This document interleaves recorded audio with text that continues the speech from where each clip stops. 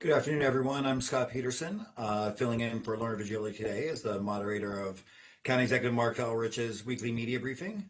This week, we are joined by MCPD Assistant Chief Darren Frank. But before we get to Mark and Assistant Chief Frank, wanted to have Dr. Davis, our health officer, start. Dr. Davis is currently meeting with the other state health officers, so we wanted to have her give a brief update before we send her back to her meeting. Dr. Davis, I'll turn this over to you now. Thank you, Scott. Good afternoon, everybody. I just wanted to give folks a little bit of an update on hantavirus. I know that it's on everybody's mind, but also want to combat some misinformation and hopefully provide a little bit of reassurance.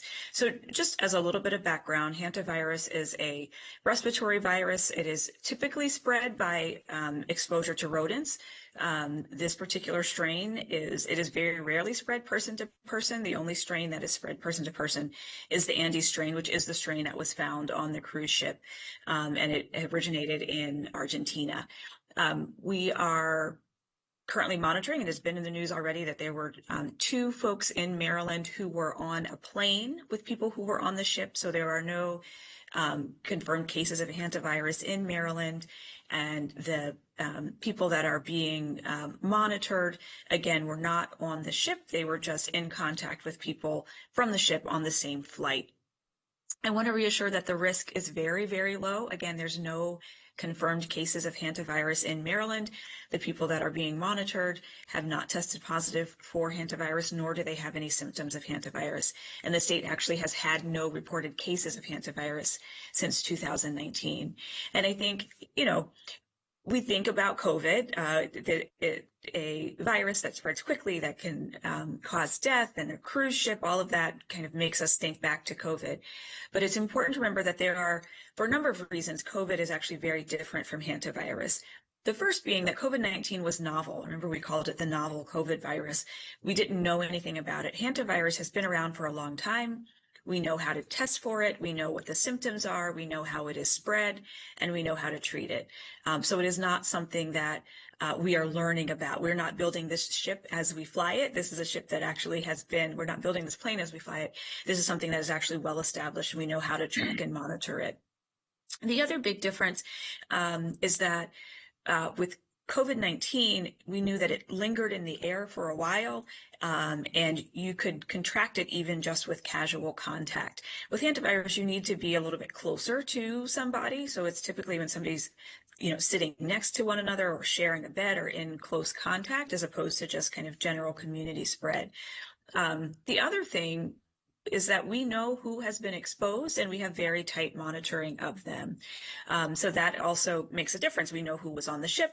We know who was on the plane. We have the seat numbers of people that were sitting around them.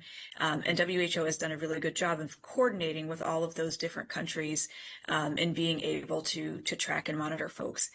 The last thing is that it's really important to remember in terms of differences between COVID and hantavirus is that COVID spread asymptomatically, which meant before somebody had symptoms, they could spread the virus. And so that also made it really hard to track and know, because before you were feeling sick, somebody could be exposed. With hantavirus, that really doesn't happen. Most people don't know that you don't spread hantavirus until you start showing symptoms.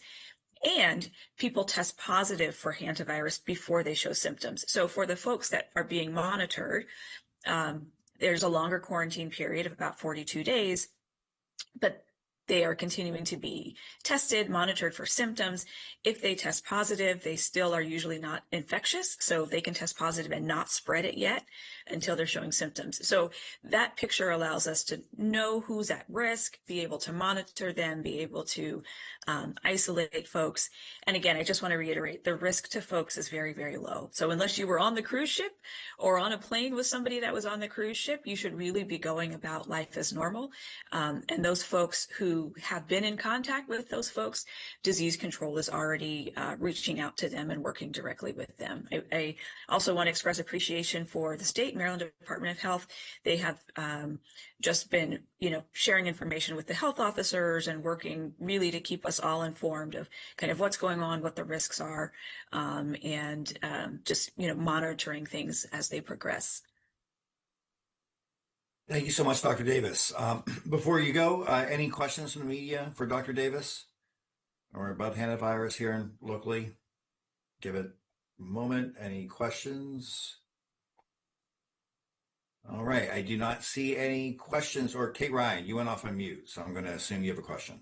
Yes, I do. And I appreciate what you said about you don't transmit until you are symptomatic. So that should, I'm guessing, help people who said, oh my gosh, the incubation period for hantavirus is long, comparatively speaking. But this is why we don't need to be so alarmed. Exactly. That and the fact that people tend to test positive before they show symptoms. And so for those folks that are being monitored, before they even show symptoms, we can monitor and test periodically and know if they have it. And so that also gives an extra level of protection. You can remember sometimes with COVID, you wouldn't necessarily test positive right away. And so the ability, that long incubation period actually is not worrisome. It gives us another, more opportunity to identify folks. Got it. And then quick follow up on this. I've had questions from people who say, oh my gosh, I have a cruise scheduled. I'm worried. And are there A, situations on a cruise that should be avoided, and B, areas of travel that should be avoided? And I say that because one of the couples who has been aboard the cruise ship had been on a bird watching expedition. There was information that they were near a landfill, and actually birders know that birds love landfills. That's why people go there. And that's where they may have picked up the contact with the rodent. Do we know that for sure yet? And again, what precautions should people take if traveling? So I haven't heard details for sure yet on where the couple may have contracted the virus, but I think in general, if you're going to be on a cruise or vacationing in general, some good kind of caution, especially in a cruise ship where people are touching lots of things. You want to be washing your hands frequently, cleaning your hands, especially before meals. If you're going to be in a place that has lots of rodents or lots of birds, and if you're immunocompromised or older, you may want to consider wearing a mask. But again, this hantavirus is pretty rare throughout the world. It's only in that one area of the world. And so I think the risk worldwide is pretty low. I think the thing that folks should be more worried about is norovirus, which is a gastrointestinal illness that is spread by hand, mouth, and spread fecally. It tends to be persistent and is hard to clean. It is not sensitive to hand sanitizer. So it just stresses again, wash your hands, wash your hands, wash your hands, especially if you are going to be eating. Thank you very much. I appreciate it. Thank you, Kate. Thank you, Dr. Davis. Any other questions? Well, Dr. Davis, we'll let you return to your meeting. Thank you so much for joining us. And now I'll turn it over to County Executive Elrich. Thank you. Thank you for that briefing. And hopefully we won't hear too much about hantavirus over here after this. I thank everybody else for joining us today. So before we dive into our budget deliberations, which is certainly the most fun part of this, I wanted to first talk about our police department and public safety progress we're making. This is National Police Week, and it's a time to honor the service and sacrifices of men and women in law enforcement. Last week, I attended MCPD's annual Fallen Officer Ceremony. This event's a somber reminder of the risks our officers take in just doing the daily tasks of their job, as well as the sacrifices of their families, their friends, and their loved ones. To begin, I want to say thanks to all of our MCPD officers, their leadership, as well as our correctional officers in the Sheriff's Department and the Maryland State Police, as well as our municipal police departments and the Fraternal Order of Police for risks you take to keep all of our residents safe. Our Montgomery County Department of Police deserves a ton of praise for its tireless work protecting life and property while embracing the constitutional community policing. The results of their dedication are clear. In 2025, Montgomery County saw a 9% overall decrease in crime, including a 10% drop in crimes against persons and a 13% decrease in crimes against property, as they've managed over 825,000 service calls. That's a lot of calls. On making these safety improvements, MCPD was also the first county police department in the state of Maryland to successfully complete the International Association Chief of Police Community Trust Pledge, a set of 25 programmatic and policy implementations that aims to enhance trust between police agencies and the communities they police. To support the public safety mission, our government is making historic investments to ensure our first responders have the facilities and the tools they need and that they deserve. Our FY 27 to 32 capital improvements program includes $40 million to design and construct a new 4th District Police Station that replaces the obsolete building that no longer meets our needs and really isn't a very safe place for people to be in.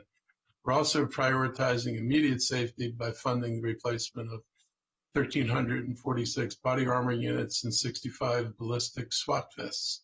We're also investing in technology to strengthen our efforts, and nothing demonstrates that better than our Drone as First Responder program. Last year, this program completed over 2,100 flights, with drones reaching incident scenes first 76% of the time and providing officers with immediate information. We'll be making an announcement soon about additional enhancements to our Drone as First Responder program that are going to allow us to use drones more frequently.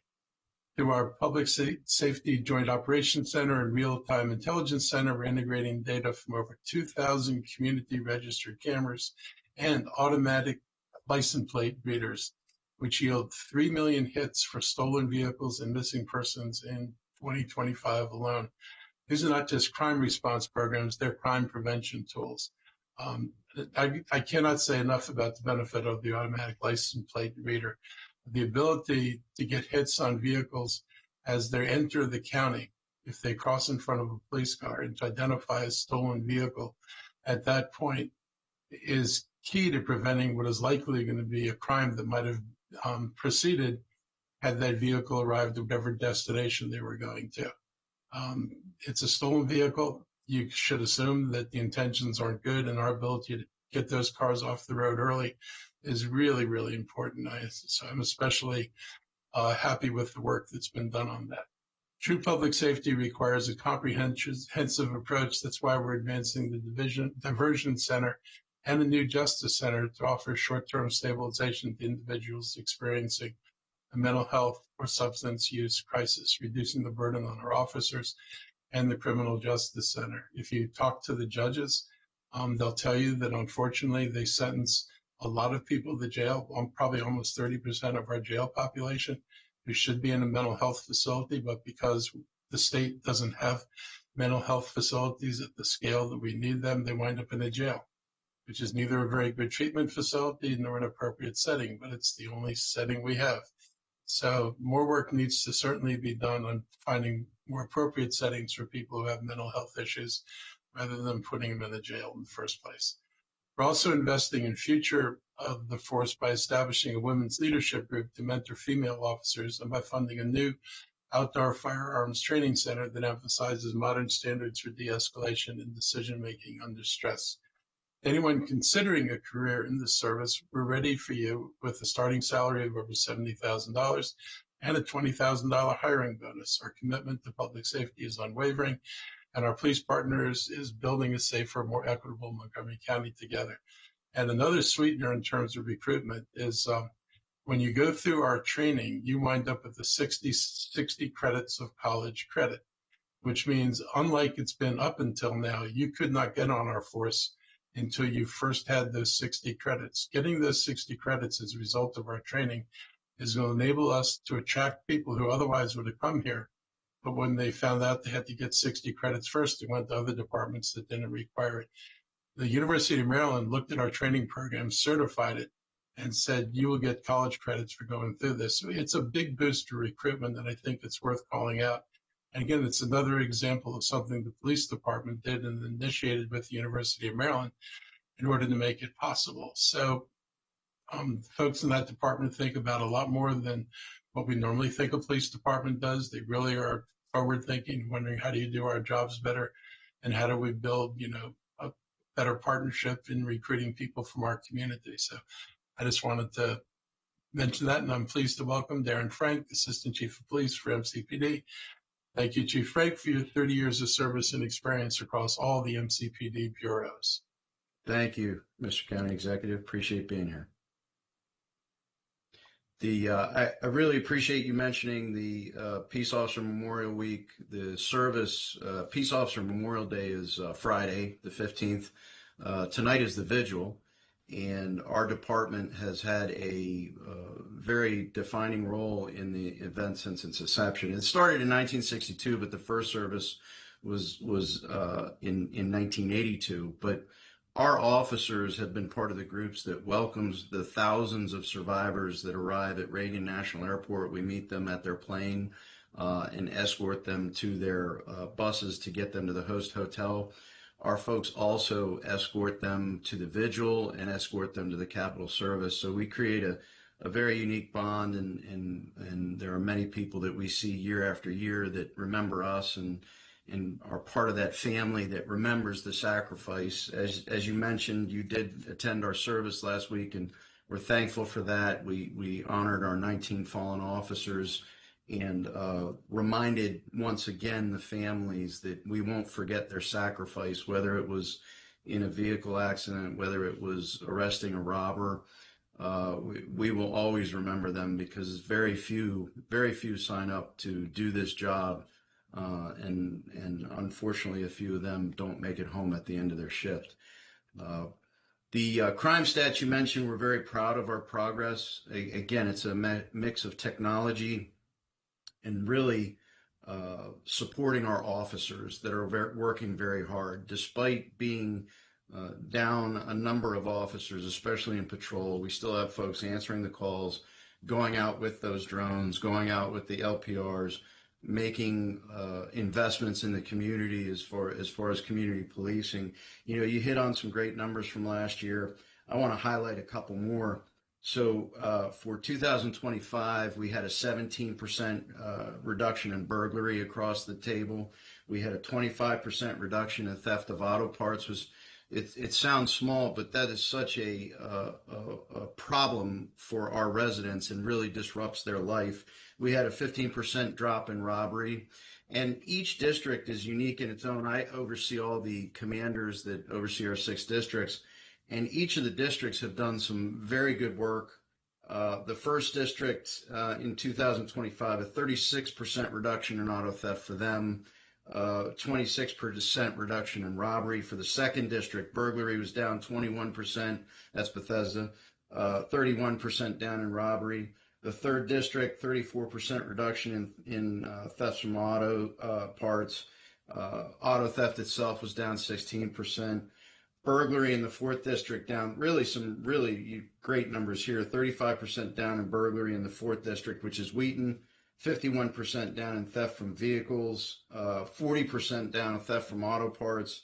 And 25% down in auto theft. Our fifth district working hard on auto theft. They're down 19% for 2025. And then the sixth district, 28% down in burglary, 36% down in auto theft, and 26% down in robbery. So all in all, it was a very good year. Now, you're only as good as your last year. We're continuing that trend into 2026. Right now, we're trending 16% down on total offenses, and you had mentioned the crimes against persons and property. Right now, again, it's a long year, but right now we're 8% down in crimes against persons, 22% down in crimes against property. And very significant action going on in burglaries, robberies, shoplifting, and theft from vehicles. Those numbers are even down further, which is contributing to the whole. So all of that is made possible by our officers and the technology that we've given them and the support that we've given them. Our concerns for this year as we move forward, we do see an uptick in auto thefts. Our community policing projects that we worked with Kia and Hyundai to bring them in to reprogram our residents' cars, that worked. Now, unfortunately, because of social media and some other things and the ability of folks to steal cars still easily, we're seeing a trend there pick up. So we're working on that one. Our theft from autos, our theft of auto parts is always a concern, as well as shopliftings that we're seeing. So we continue to work on that. And in addition, there's 2 new trends, and we've talked about it with you before. The car meetups and takeovers that we've seen, obviously the one in Bethesda not too long ago, we made 3 arrests on that, which is great progress. for vandalizing our officer's car, but we're working on further enhancing our ability to respond to those. What we've seen is at these car meetups, there are guns, there are drugs, there are assaults. That's not something we want in our community. So we have a task force internally that are working on how to deal with that. And then the last thing, teen takeovers. I know we've seen that in the DC area and some other areas. So we're working on planning for that to avoid those kind of situations where suddenly 200, 300 teens, young adults surge into an area and there's general mayhem. So we're working on a response to that. We've been successful so far and we'll continue to work on that. Thank you.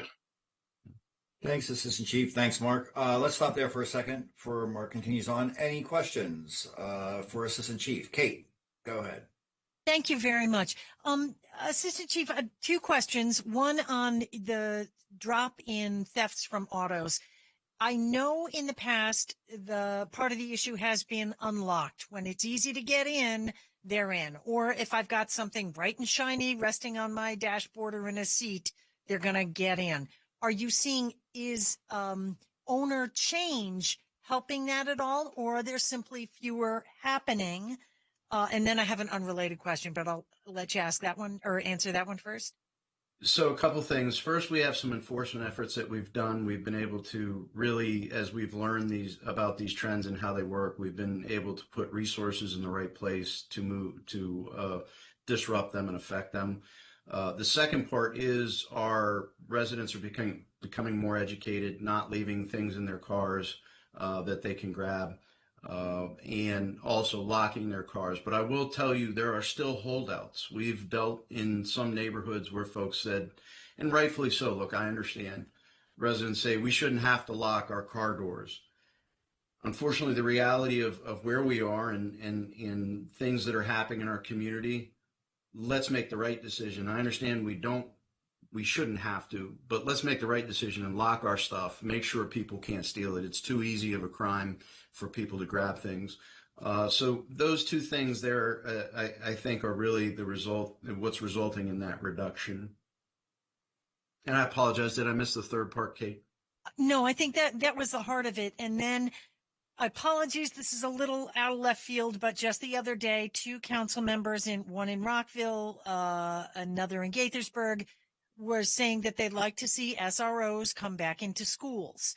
Are there any plans to change the role of the CEOs as they are right now?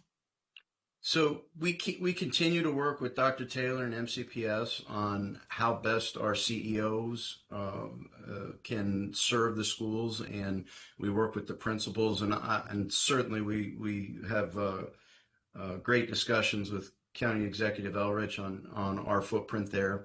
I think it's clear we all believe that there is a positive impact that officers can have on the school community. So again, we work with our stakeholders to figure out what's best and to move resources where we need to and adjust, and we'll continue to do that with the county executive and with the MCPS. Thank you very much. Just to be clear, Kate, the policy on schools actually has to ultimately be set by the superintendent of schools, and that's state law. We worked with the superintendent, the previous superintendent, and with this superintendent. I don't know why people keep repeating this, but all the high schools have SROs assigned to them, whatever we're calling them now. The only difference is, they are there at the beginning of the day. They are out in public and in the building. At the end of the day, they're out in the building when kids are in the halls and milling around. During the lunch periods, they're out in the building, actively in the building. So it is not the case that there are schools without SROs.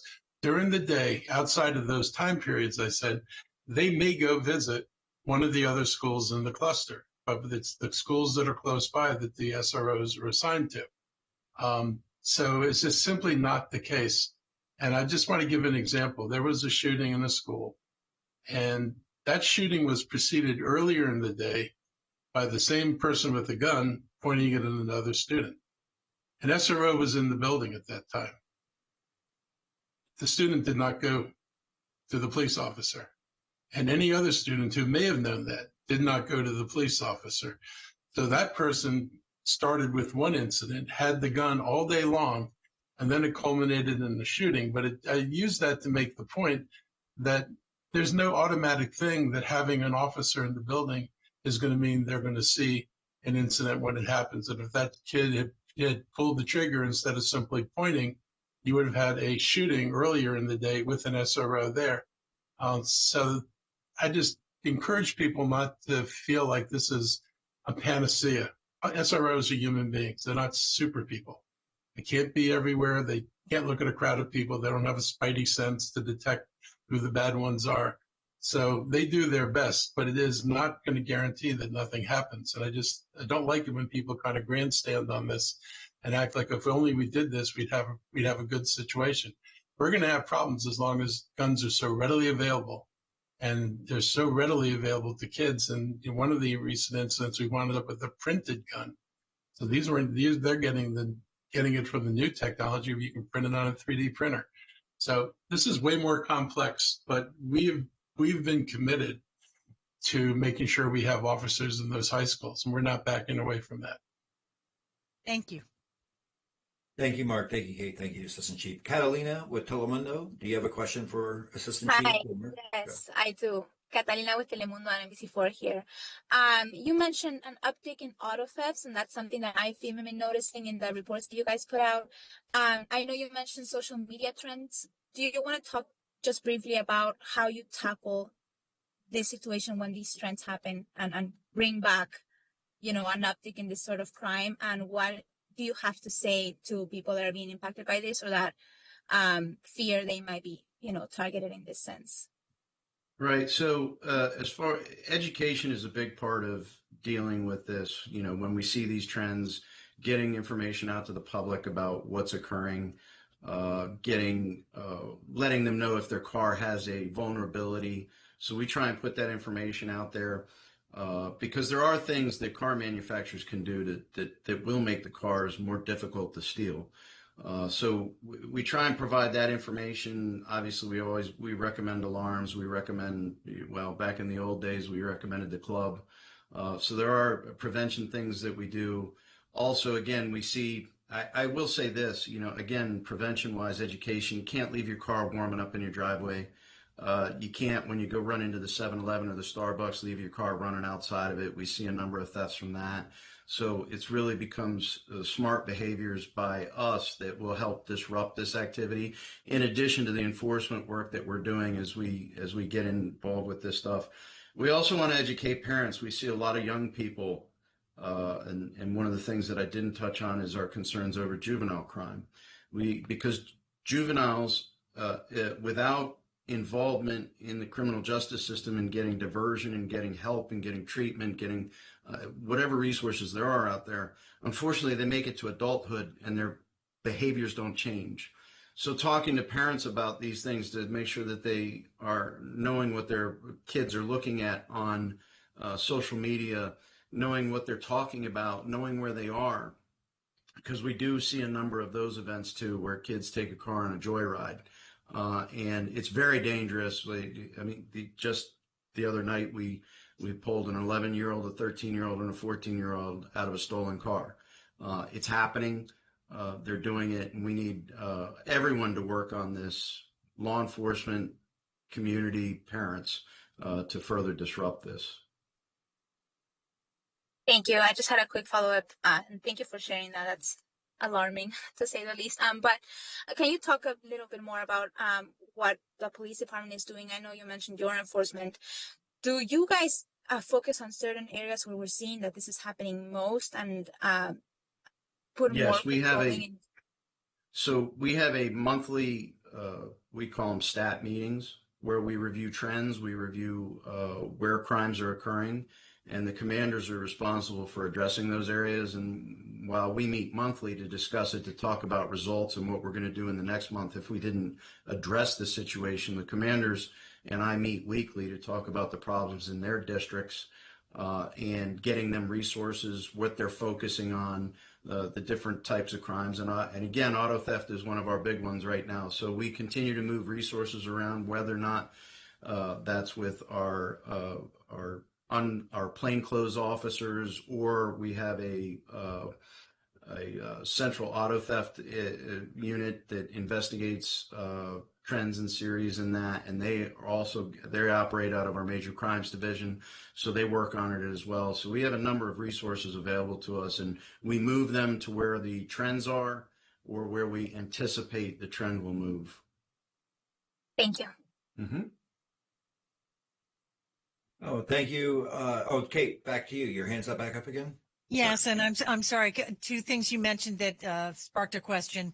One, Assistant Chief, you mentioned the uptick in auto thefts. Are you seeing those? And I know you gave us by district, but of these very young kids getting into these cars, are you seeing them in a particular area? And the other part of it was, you said we've made progress on the Hyundai and the Kia situation, but there's another trend that they're just easy to steal. What makes them, without giving away how they're doing it, but what makes them so easy to steal? So as far as where we're seeing the juveniles in the vehicles, it's all over the county. We've seen it in every one of the districts, whether it's Germantown or Bethesda or Wheaton. We've seen it in all of them. As far as what makes them easier, look, we still have work to do on the Kia and Hyundai. There's additional programming that needs to be done. There are still many people out there that haven't gotten their car programmed and fixed, even though all the efforts that have been done by the manufacturer and us. So we need to continue to work on that. But again, and I did hit on some of them: leaving keys in the car, leaving the car unlocked, leaving it warmed up, turned on somewhere where someone can just get into it. We see movements and trends, and I'd have to pull my notes on the trend we're seeing right now in different makes and models as people figure out a way to do them. I will say, not a theft from auto, but right now our PIO office, our public information office is going to be pushing out information to reference theft of catalytic converters from Prius. Because we're seeing a lot of that occurring, which is, again, a huge disruption. So we'll educate as we see things. But I did want to mention the Prius thing, because there are things we can do owners can do to prevent the theft of those catalytic converters, which are very valuable due to the materials inside them. Thank you, Assistant Chief. I will say that what we're also going to do is we're going to put the link to the 2025 annual report that the Chief and Mark were referring to in our chat, so everyone can go back and look at that report if you missed any of the numbers that we're talking about. Earl, before we move on, is there anything else you want to add here with all the work that you've done and do in public safety? No, I just I popped on to add on to the CEO conversation, but I think Assistant Chief Frank covered it very well with the county executive as well. No. Okay, thanks, Earl. All right, Mark, back to you. Let's talk about some budget items. All right, and thank you, Darren, for being here today. The budget straw vote is going to happen on Thursday. That's, I guess, the beginning of the culmination of this budget process. And I think things are shaping up to kind of be a lose-lose-lose situation for everyone. It's going to be a loss of higher tax bills for nearly 180,000 homeowners. That accounts for about a third of our residents, higher than my original recommendation due to the elimination of the income tax offset credit.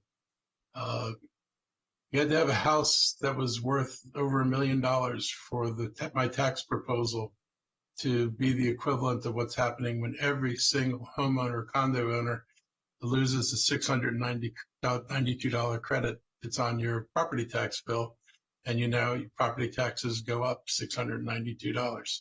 That wasn't necessary under my proposal. It's going to be a loss for the county government, as we're projecting $224.4 million less revenues in our coffers over the next 2 years, because the structural changes they want to make to the taxes is actually going to dig the county a bigger crater. Projected revenue loss this year is 64 million. Projected revenue loss next year is almost $160 million. The biggest losers in this entire budget are going to be the students and teachers of MCPS. I encourage everyone in the media, if you haven't yet taken a look at Dr. Taylor's list of reductions, we're going to put that list in this chat. It's critically important that everyone is aware of what's on this list and how detrimental it could be to the students and family. But that's not the only thing. I've got to say that I was very careful. I made cuts to my budget. I asked my staff to particularly make cuts if it didn't involve reductions in services to people. But what I did add to the budget were some additions to services that are based on some of the changes coming from the Trump regime. For example, we're anticipating that some thousands of people will lose their health insurance in Montgomery County, unable to afford to pay for it. They will become dependent on the county's clinic system, and the county clinics, which have already seen an uptick in people going to use them, and not the usual suspects now because it's unemployed people who were working before, not just an immigrant population who wasn't allowed to get health insurance. We have people who can't afford health insurance, and they're going to be coming to our clinics, and some of the money we put in this budget was meant to address it. We put money in to address the increase in homelessness because as the courts are now working faster and clearing the backlogs of eviction cases, these are cases that go back to COVID, so they're more than a few years old. We're going to see more people put out on the street. We've been very aggressive about trying to make sure we get people off the street. It is not cheap, but more expensive and more problematic is leaving people on the street. So that's going to hamper our ability to fund programs that address homelessness. There are any number of other things that would either inhibit our ability to deal with some of the problems we deal with. Some things are critical improvements we need to our IT infrastructure, which when I came here, we had one of the most backward IT infrastructures probably anywhere. And we've been working over the years. We've never been able to get enough money in one tranche to fix this all at once. So we keep plugging away at it, but it's necessary that we keep making progress on modernizing this infrastructure. I've seen proposals that could mean that the police car readers, the ones that identify license plates and tell you somebody's driving a stolen car, that they would cut money that would go to the license plate readers. That's not a good thing to do. I mean, you may be saving some residents some tax dollars, but also taking away a tool we need in order to identify who's in the county with bad intentions. So this is not good. But, it's not bad for everyone. The only group that really wins are the developers, as the council's not bad for everyone. The only group, really is the developers in Montgomery County.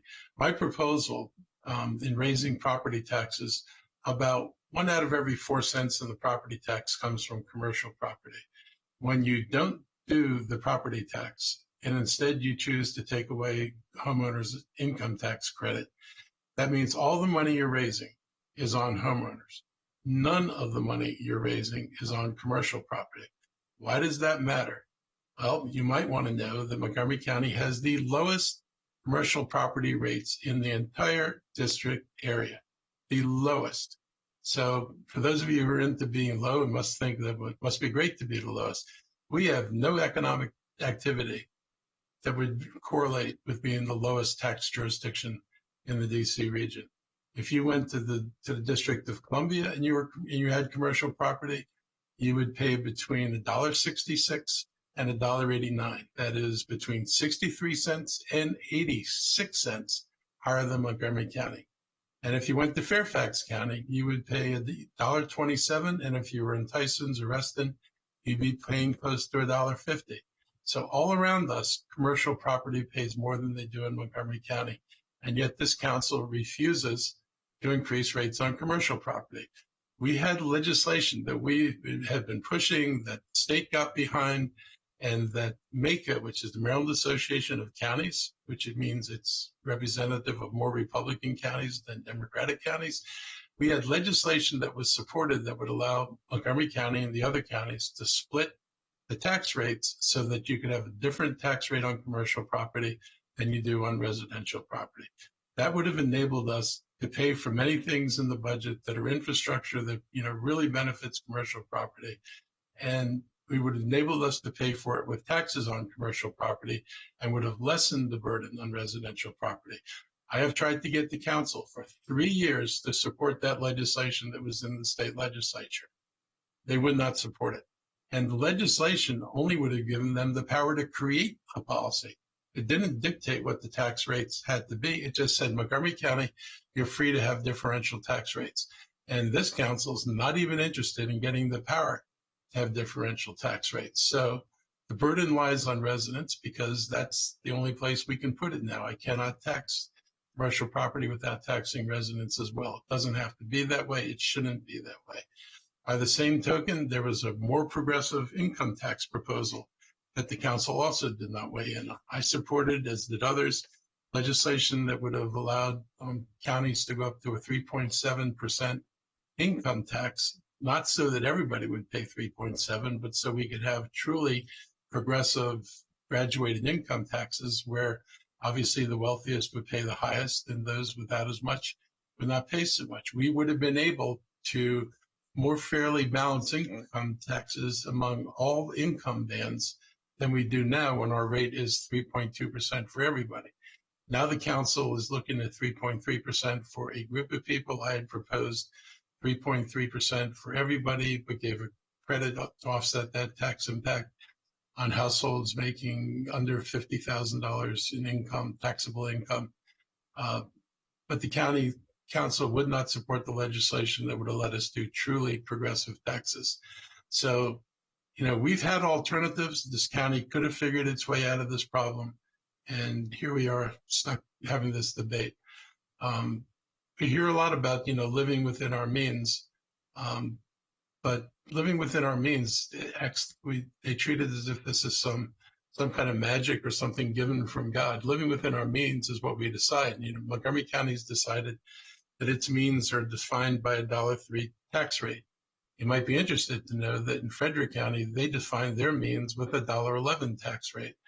And in Howard County, they define their means with a $1.34 tax rate. And in Prince George's County, their tax rate's $1.37.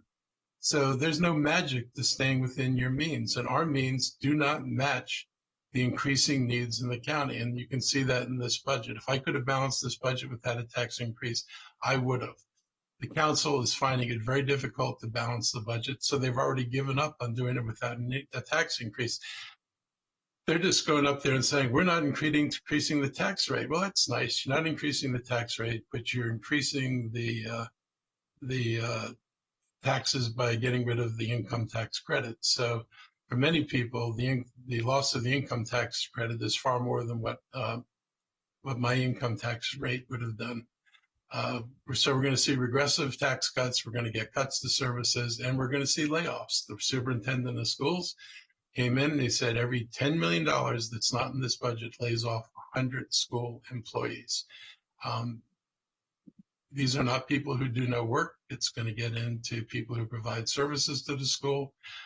So if the council's looking for $30 to $80 million in cuts, that means layoff of between 300 and 800 people. And if you don't think that's going to have a consequence on education, you're dreaming. If you told me that this was going to be the outcome when I proposed my budget back in March, I wouldn't have believed that this is the direction we're going to go. This chart here shows what the tax rate equivalent is for homes with different assessed values. So you can see that if your house is assessed at $400,000, adding $692 to the bill, which is what the council is going to do, is the equivalent of a 17.3 cent tax rate. Remember, I was proposing 6.3. If your property is worth $650,000, it's a 10.6 cents tax increase. And only if you're at the $2 million mark, then you actually are saving. I would have had a 6.2%, 3% increase, and you're only getting the equivalent of a 3.5%. So again, the benefits from this are going into highest earners in the county, and the burden on this is being put on people with more modest or lower incomes. Again, not a progressive way to handle taxes, but apparently that's what the council wants to do. Last week, I shared this graphic in my newsletter, and a video message received a lot of attention, and it proves how regressive the council's approach to this budget is. For home assessed at $600,000, removal of the ITOC represents 12.7% on your property tax bill. We looked at a hypothetical retiree in Leisure World, somebody with a house that has a value of or $400,000 and has an income of around $50,000. My proposal on the left would have increased their taxes $252 on property, $50 on the income tax, and they would have a total $302 increase. And I fully fund the education budget with that. With the council's proposal, that person gets a $692. So they talk all the time about protecting our older residents from taxes and what can we do, and wring their hands, and they come up with a proposal that actually raises it more than I raise it. The person would get a $200 reduction in income taxes from the council's proposal, though I don't know what their final proposal is going to be now. So they would have at least a net increase of $492, which is more than my increase. So, and for the $492, you still don't get fully funded schools. I use this example of Retired in Leisure World for real because we get a lot of calls from Leisure World who are concerned about this. Typical retiree in Leisure World obviously is going to see this larger increase, and I wish the council would consider. On the other hand, if somebody had $500,000 in income and a $2 million home, my tax proposal would have raised their taxes by $1,760. But this is on somebody with a $500,000 income. The council president's proposal would raise it by $592. Kate Stewart's proposal would raise it by $992, and Councilmember Mink would raise it by $800. So mine is the highest rate on the wealthiest people, but it's what you need to do if you're trying to balance this out against multiple incomes in a county and trying to tread lightly on the folks with the lowest incomes. Commercial property is my favorite. Here's a $20 million commercial property would have paid an additional $12,000 under my proposal. Under the council president's proposal, there is no tax increase for them. And under Kate Stewart's proposal, it's a $4,000 increase, and Kristen Mink's proposal is a $6,000 increase. Not only is the council doing this, but you got to add this to other things. I think I showed people last week there in the message I sent home. There's a property on top of the Grosvenor Metro Station. It is assessed at over $120 million, assessed for a lot of money. It would have paid over $1.1 million in taxes. But the council created for the Metro, 15-year tax exemption if you build on top of WMATA property in a Metro. So this massively expensive building, which is mostly luxury housing with some affordable housing, is paying no taxes, and a building next to it with almost the identical price tag, identical valuation, is paying about $1 million in taxes. There's nothing fair about that. There's nothing reasonable about giving the developers, because WMATA is not getting this tax benefit. This tax benefit's going to the developers there. There's no reason to hand them $1 million. And the council is doing this on this policy that if you convert an office building to residential, you pay no taxes for 20 years. So they're bemoaning the lack of revenue and economic activity. And here they are giving away whole buildings that don't pay any taxes, which means anything that these folks would have contributed to our tax base that would offset residential contributions are going to have to be made up by residential contributions. Under the council president's proposal, there's no increase at all on the commercial property, and schools face deep cuts. So when people say we just live within our means, I think residents deserve to ask, what does that actually mean? Does that mean we continue to underfund schools? Does it mean pushing more costs onto homeowners by shielding large commercial properties? Does it mean cutting services at the same time we're dealing with uncertainty coming from the federal government? And, I get people all the time saying to me, why is it taking so long for us to fix our roads? And, going back to when I first came on the council under Ike Leggett, we were in a situation where it would take almost 100 years for us to fix the roads in Montgomery County. We're not 100 years now, but we're decades still. Without the ability to raise enough money, you don't have enough money in a budget to pay for all the things you need. You know, my goal has been to try to deal honestly with taxes, to try to spread the burden more fairly among residents and commercial property like other people do, so that we can address school needs, we could address our transportation needs, we could address our housing needs. But if we're not going to look at any options and just say the only option we have is to talk about our tax rate, then we're not going to do much of anything. And it's really a disservice. I mean, we're here not, at least not for me, the most important thing is not setting a tax rate. The most important thing is what services and what quality of life do I deliver to the residents? And what are the taxes? What do we need in terms of funding in order to deliver the things that people want and need? And if the discussion comes down to nothing more than how are we going to raise taxes? How are we going to raise taxes? Then we don't ever get to the real questions is how do we address the needs of people in this county? And I'm always going to be committed to focusing on what do people need and how do we get there, not acting like the only thing that matters is taxes. No jurisdiction around us is taken as right-wing and a conservative approach to taxes as Montgomery County has.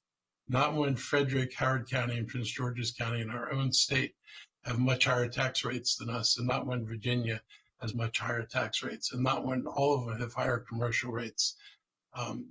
We ought to be having a different discussion. We ought to be saying, what do we need? And then figure out how we get there. Painful as it might be. Finally, if you pay close attention, they're dealing with the same issues that I dealt with. And they started out by bemoaning the fact there's a tax increase that they can't figure out how to cut enough stuff out of the budget not to have a tax increase. Because when you get down to it at the end of the day, you're looking at the same thing I did. For me to go deeper into cuts, I would have gone deeper into programs. You'd be looking at libraries, you'd be looking at recreation, you'd be looking like, well, they're looking at, for example, police services and things like, license plate readers. Those are the things you go into when you try to make your budget match your unwillingness to budget on taxes. So I wish we were having a different discussion. It would be nice to be talking about, what are the things we need to do in this county and how do we pay for it, and come up with some creative solutions. And I should add also, since I do talk about economic development, they actually cut money for the incubator and they cut money for an economic development fund. So the incubator grows jobs and businesses in Montgomery County. If you're going to disinvest from the investment you make to grow jobs and businesses in the county, how exactly do you expect to get more jobs and businesses in the county? If we're talking about growing our own local economy here, we've basically cut the knees out of doing that. And it's just another one of those decisions that doesn't make sense to me. My budget had a proposal to create growth districts, similar to what you find in Northern Virginia counties, a special taxing district for commercial property that would help fund infrastructure. The council said they couldn't talk about anything that was a change to the tax structure during the budget process. Well, what exactly are they doing now? Changing the entire tax structure? That conversation they could have, something that would mimic what Northern Virginia did and gave us more tools, that they can't have a conversation for. I tried to convince them to increase our bonding ability. They denied taking that on, that we have no way of addressing either school repairs or the need to build transportation. I want to reiterate something I said before. Two things I said before. One is our bonding capacity is where it was 20 years ago. That means that we can't buy what we bought 20 years ago. We're buying less because the things cost more to buy, whether it's fixing a school, fixing a road, building a transportation project, all those things cost more. The school system, for all those years, for most of those years until the last 2 or 3, was dealing with growing enrollment. And so most of their money went into expanding school capacity. And because the bonding limits were where they were, the school system never came in for enough money to do all the repairs they needed, plus address the expanding of capacity. So we're in a situation we've had to choose between capacity expansions and repairs. We chose expansions. Repairs got neglected. Now the school systems brought us about $2.5 billion of neglected repairs that need to be done. They're not asking for it all at once because that would be futile and pointless, but they have asked us to start ramping up the amount of money we put in a significant way. This budget will not do that. So we will continue to have schools, including schools that will have to be closed because they will not have air conditioning and it'll be too hot to be in these schools, and it's going to create more problems for us. So there's a lot out there that we're headed for, and I think, talking about all these problems rather than vexating over the taxes before you talk about the problems you're trying to solve might have been really helpful. And that said, I want to give the council president for at least backing down and coming up with a more deliberative process on what's going to be cut from the budget. Originally, we were not going to know about who voted for what cuts. At least it appears as of right now that you'll actually see people voting on what they're cutting and what they don't want to cut. So that should be interesting. In the previous, well, not last year, Kate Stewart did not do that last year, but the previous two council presidents basically had a meeting after the last budget meeting where the residents saw everybody raise their hands and say all these things are on the list on our budget, and then have a meeting on the following Tuesday, I think, where only the council members' aides came into the meeting, and then they voted on what cuts to make, and nobody knew who voted for what. At least we're not doing that this time. And another, Hey, Mark, yeah, before you go on, can we pause for a moment? We're running late, and I just wanted to make sure we get any questions about this budget in for 8 Sure. minutes to go. So anyone have any questions for Mark about the budget process? Catalina, please go ahead there first. Thank you very much. Yes, mostly it's just one message you have for parents that are, out here in the county and are worried. I spoke to parents today who tell me that their kids have been using, these counseling services and these programs where we might see some of those cuts to personnel. So what's your message to them directly? They tell me, they were telling me this is like the most important thing to them, and to see this amount of cuts possibly happening soon is just terrible. Look, I mean, you've got a couple days to contact the council. You can write them, you can call the offices, but the most effective thing is probably write a letter and say, hey, don't do this. These things are too important. It's simple. It's the way this stuff works.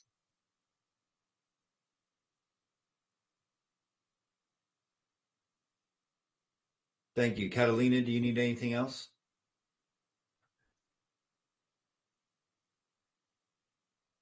I guess you're good. Kate Ryan, we'll go to you. Catalina, if you have any other follow-up questions, just raise your hand. We'll get back to you again. Kate Ryan, WTOP. Thank you very much. My understanding is that Councilmember Stewart says that the new plan would benefit Moore County residents, and this is according to the Banner reporting from just now, than the current policy. According to her, 35 to 40% of county residents are renters and ineligible for the current tax credit, and that 75% of county residents would get a tax break under their new plan. How do you respond to that? Well, everybody gets an income tax increase, and they're not paying the property tax. So I'm not sure that it's exactly the way she portrays it. And, there are certainly a lot of seniors who are in their homes who are going to be affected by this.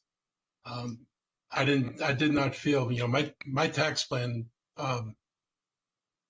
a person making $50,000 and then on the income tax would have wound up paying an extra, I think, $50. And if you made $50,000, I had a tax credit that would have exempted them from that. So the only incomes that would have been affected would have been incomes above $50,000. I think the cuts and the effect of theirs is a lot heavier hit on people than what I'm doing. Got it. And again, in your discussions with them, I'm assuming there were discussions back and forth. Why the reluctance to boost commercial taxes at all, just to kind of make them on par? It's one thing if your neighbors aren't, as low as you are, beating you on those, but apparently we are not. What's the problem there? Good question. I've asked that for years. I've been raising this issue, not just my entire term as county executive. I was raising this issue back when I was on the county council. Back on the county council, you could say you got too many people who are beholden to developers to bite the hand that feeds them. It's a little different now because you have more publicly financed candidates, but you do have candidates who are looking at their futures at seats that don't involve public financing. So you could argue that maybe some people are, securing their future by demonstrating that they're reliable and trustworthy on this issue. I don't get it, frankly, because it has totally paralyzed the county. Virginia made this decision in 2012, and it was done when the legislature in Richmond was all Republican and the governor was Republican. And they basically, they needed to grow, they needed to build transportation. They knew that, and the developers knew it. So the developers walked down to Richmond hand in hand with the council and said, we need this taxing authority. And they did it. And, you know, I'm sure Scott could share with you the Governor Godwin's letter, I think 2013, where he literally predicts what the result was going to be for Tyson's Corner of their ability to have differential taxing, how it was going to radically change the ability of Virginia to grow. And they made that decision. And I never understood why, for all the blather about Virginia this and Virginia that, no one seems willing to engage and say, well, what exactly did Virginia do that made it possible for them to attract all these businesses? We all got the same information from the people who serve us at COG that, you know, transportation was considered to be the biggest impediment in the DC region to economic growth. Virginia read the message, took the message, and did something about it. Montgomery County councils never did anything about it. And, you know, their favorite refrain would be, well, if we do something, then we'll never get any money from the state. And so we've created the perfect box. The state has not had the resources to give us the money. So we get about $27 million, for example, a year for BRT. I'm glad we get it, but you really can't build the system on $27 million a year. Northern Virginia counties get hundreds of millions of dollars for things. So I am baffled at the unwillingness to say, particularly since you're the low-priced child. You know, I've said this before. You know, we're the cheapest state in the region, and if companies aren't coming in here, why aren't you looking at what we're doing wrong, as opposed to insisting let's try to make it cheaper? I mean, they've doubled down on making it cheaper to develop in Montgomery County. Virginia's not doing that. It's baffling to me, and it's bad policy. Thank you. Ms. Jacoby, Bethesda Today. Hello. My question is about the property tax side of this equation. Councilmember Stewart yesterday sort of floated the idea of reconsidering having a smaller property tax increase than what you proposed, combined with that, you know, progressive income tax structure plan. I understand your preference would obviously be for the council to move forward with your tax plan, but are you, you know, in lieu of that, are you supportive of them looking again at the property tax rate? Look, yes, you should look again at the property tax rate. I know she's got a 2-cent proposal. I think another council member has a 3-cent proposal. But if you couple that with the income tax, the progressive, I mean, I appreciate the instinct to be progressive, but this is totally the wrong year to try to do that. You're in a year where you're struggling to meet your budget needs on a normal budget. And if you do what they're going to do if you do what's being proposed on the income tax, you're going to create a crater. You've actually made the hole deeper, and you've made next year's hole enormous. And why you would do that, I don't know. I would wait till next year. I'd support legislation to put more progressivity into the income tax. And then I'd come up with a decent tax plan where the higher income taxes offset any reduction in taxes in the lower income brackets. But we're not doing that here. So we're just making it harder for the county to raise money at a time that it's already hard enough to raise money. I don't understand why you do that in the middle of a budget where you're struggling to pay for the things that are in the budget. And it's not like people are debating the basis of the budget. I mean, I'll point it, the council members voted for every damn thing in this budget unanimously. You look at the last 2 years, everything in this budget was voted except for the enhancements I made this year. But they were for enhancements in programs that the council voted to have in the budget before. So this creation is something that we actually both created. Now they wanted to call it my budget. You know, last year when they're done with it, it's like, this is the council's budget. It's our budget.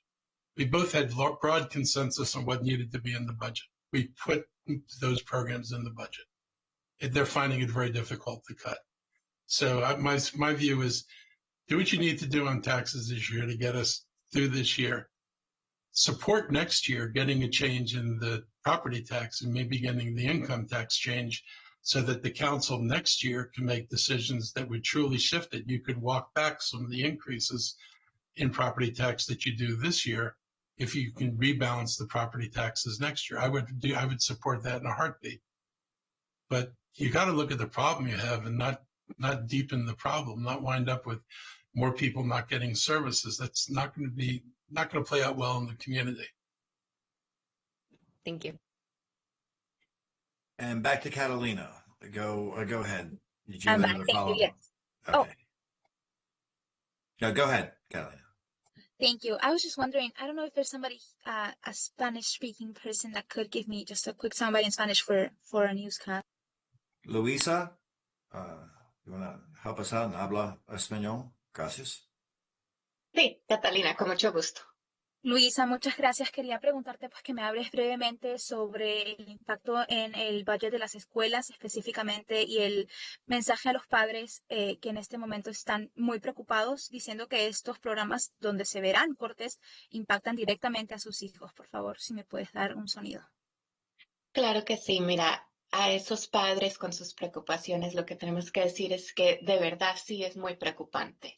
El presupuesto que puso el Ejecutivo era para apoyar completamente, para que no viéramos estos impactos tan drásticos para nuestros colegios.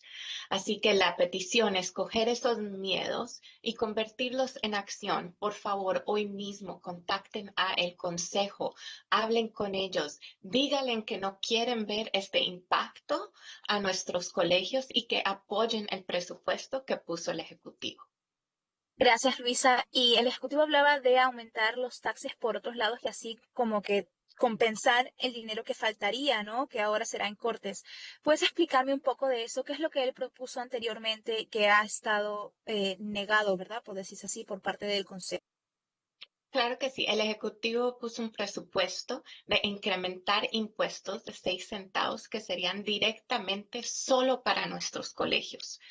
Esta solución no solo era para algo de lo inmediato, de poder ayudar a nuestros colegios en lo que nos necesitan en este año y este momento, sino para apoyarlos en el futuro. Este sería un impuesto solo para los colegios, fondos que serían solo para nuestros colegios, para asegurarnos que no solo en este momento, sino en años que vemos en el futuro, seguían apoyados.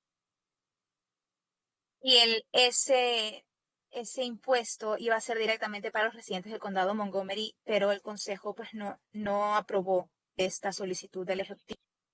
El Consejo decidió no seguir la recomendación del Ejecutivo y por eso lo que estamos viendo esta semana y en este momento, hoy mismo, es de que están tratando de tomar unas decisiones muy difíciles de qué cortar, incluyendo el presupuesto de nuestros colegios, que impactaría a las personas que tenemos en el colegio, ojalá no profesoras, pero va a impactar a las personas que ayudan a los niños con disabilidades, que ayudan en la lonchera, que ayudan con nuestros buses. Todas esas personas que apoyan a nuestros colegios, sus trabajos están en riesgo. Aclárame un segundito, ¿el impuesto iba a ser para los residentes del condado de Montgomery de un 6% o iba a ser 6 más centavos. sobre el IVA? Sería 6 centavos específicamente para los colegios. Ok, pero ¿venía como parte de un número más grande y 6 centavos serían para los colegios o era solamente 6 centavos de impuestos? 6 centavos para los colegios y otros, sorry, Mark, it was 6 cents for schools and the other was that we proposed was 3.3%, so 0.1% income tax increase. Sí, serían dos diferentes impuestos, ¿cierto? Uno solo para los colegios y uno basado en los ingresos, que sería el 3.3%. Ok, perfecto. Solamente para estar súper clara. Sí, no es importante con tantos números en este momento. Y cuando me dices para los colegios, ese impuesto se le iba a cobrar a los residentes y ese 6 iba a ir hacia los colegios o se iba a cobrar a los colegios. ¿Cómo iba a funcionar? Iba a ir lo que recogiéramos de ese impuesto solo para los colegios, porque eso es también basado en el Estado. Ese impuesto solo puede ir al presupuesto de los colegios. Ok, entiendo. O sea, que iría directamente del bolsillo de los residentes hacia el colegio, hacia las escuelas. Exactamente. Ok, Yes. Perfecto. Eso me aclara mucho. So ¿Algo más just to clarify, Mark, I was clarifying for her that 6 cents was just for schools. That was only Right. going to go to schools. that tax could only go for schools. And Right. that's why the council is currently struggling to cut other things because they did not want to move forward with this. Right. Okay, perfecto. Thank you very much. Thank you. Okay, Mark, I think I don't see any other questions here on the budget, so go ahead and finish Okay. finish up your message. So where was I here? So I think some of you know that the other day, some really racist and xenophobic remarks were in a video posted by Maryland delegates Mark N. Fisher and Brian Chisholm, accusing Delegate Chow Wu of being a spy for the Chinese government and mocking the way he speaks. They have no proof of anything. Delegate Wu has served the people of Howard and Montgomery County with seriousness and integrity since taking office, and he deserves better than this kind of garbage. At a time when the entire country is celebrating the sacrifices and achievements of Asian Americans, Native Hawaiian and Pacific Islander communities, to question someone's loyalty because they were born in one of the oldest and ugliest, because of where they were born, is one of the oldest and ugliest patterns in American politics. It's really disgusting. Asian Americans have dealt with that suspicion for generations.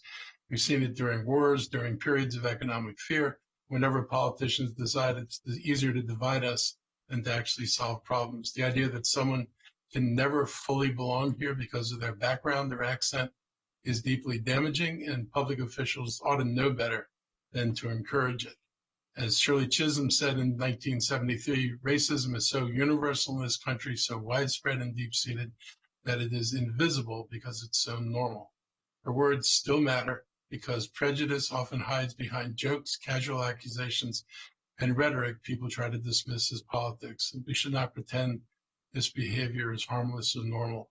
Of course, this behavior has been enabled by Donald Trump, who's, publicly says that unless you're white and male, whatever you're doing, you shouldn't be doing it if it's important because you're not qualified, that only white males are qualified for things. And it's just a stunning and horrifying point of view. But, when it's reflected in delegates in the state of Maryland, it's really disappointing. Racism, xenophobia don't have any place in the state legislature. Delegates Fisher and Chisholm owed Delegate Wu an apology. I appreciate that leaders from across the political spectrum have spoken out against this conduct, because this should not be a partisan issue. Montgomery County is stronger because of people from all over the world who've chosen to build their lives here. And we're not going to stay silent when residents or public officials become targets because of where they come from, how they speak, or what they look like. And this country has gone down that road before, and people in positions of leadership should understand the damage that it causes. Hopefully it'll cause them severe political damage in the next elections they run in. An update on the Potomac Interceptor is next. We are joining community and state health leaders in DC Water for an update on the Potomac Interceptor on May 18th at the Glen Echo Town Hall. This meeting will be focused on long-term restoration of the river. Leaders from the county's Health and Human Services will be on hand to explain why some restrictions remain in place near the spill site. The latest sampling results will be shared, including a discussion of the recent sediment testing. It will be an opportunity to learn about latest developments in the ongoing cleanup and remediation efforts. Bringing any lingering concerns, and feel free to share feedback about the plan. The meeting's going to be at 7 p.m. For those who can only attend virtually, you can sign up now through the Maryland Department of Environment. Back in February, District of Columbia Mayor Muriel Bowser declared the spill an emergency and requested that the federal government pay for the spill-related costs. Her request would also put FEMA in charge of coordinating long-term assistance. We look forward to an update on that situation, seeing the river return to normal so that summer boating and water activities can continue. And with all of that, if there are any questions left, I'm happy to take them now. All right. Sean, do you have any updates from HHS? Or I think we're running really behind here. So I know. Yeah, we're happy to really address these. I put in the chat the link if people want to virtually join that town hall about the Potomac Interceptor, or they're welcome to come in person. And Dr. Davis and myself will be there along with MDE. our county Department of Environmental Protection. So we're happy to answer these questions. And we look forward to, again, continuing to offer guidance on safely using the Potomac River and the land around it. Great. Thank you, Sean. Any other questions for Mark or any of our other guests today about any other issues or about Montgomery County? I don't see anyone's hands up, and so I think we're all good for today. Thank you, Mark, and I hope everyone has a great week. Take care. Record.